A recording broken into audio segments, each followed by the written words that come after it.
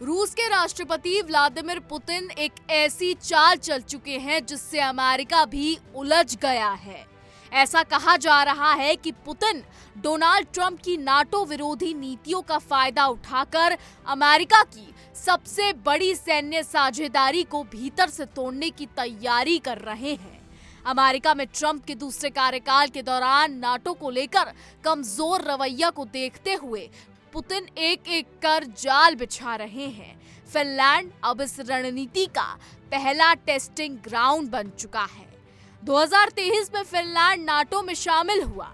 Reports के मुताबिक इसके तुरंत बाद ही रूस ने फिनलैंड की 1300 किलोमीटर लंबी सीमा पर गतिविधियां तेज कर दी। इतना ही नहीं, आर्कटिक क्षेत्र में भी सैन्य हलचल बढ़ा दी गई है। मुरमांस्क और ओलेन्या एयरबेस जैसे पुराने ठिकानों को फिर से सक्रिय किया जा रहा है।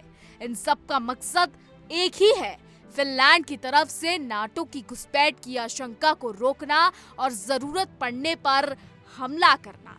आपको बता दें कि अमेरिकी राष्ट्रपति डोनाल्ड ट्रंप पहले कार्यकाल से ही नाटो को अमेरिका के लिए बोझ मानते आए हैं। उनके बयान लगातार इस ओर संकेत देते हैं कि वो कभी भी नाटो के सामूहिक रक्षा सिद्धांत से पीछे हट सकते हैं। उन्होंने पहले यहाँ तक कहा था कि अगर कोई नाटो देश अमेरिका की बात नहीं मानेगा तो वो रूस को उन पर जो चाहे करने देंगे। इस रुख से यूरोपीय देशों की चिंता बढ़ गई है। नाटो की सबसे बड़ी ताकत अमेरिका की सैन्य मदद है। अगर ये खत्म होती है तो नाटो देशों की सामूहिक सुरक्षा सिस्टम पर संकट आ जाएगा। पुतिन इसे भांप चुके हैं और इसी कमजोरी को हथियार बनाकर नाटो को तोड़ने की रणनीति बना रहे हैं।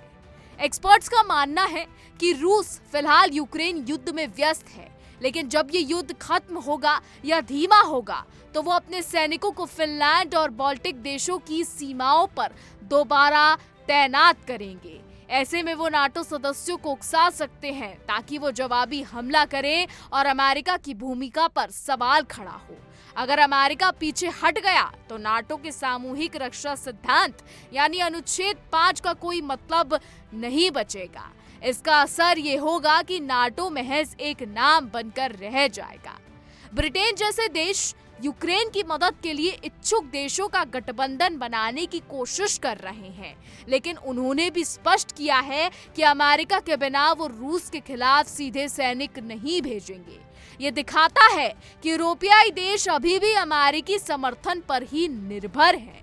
पुतिन का मकसद पुराने सोवियत प्रभाव क्षेत्र को फिर से हासिल करना है और ये तभी मुमकिन है जब नाटो जैसे गठबंधन अस्तित्व में ना रहे।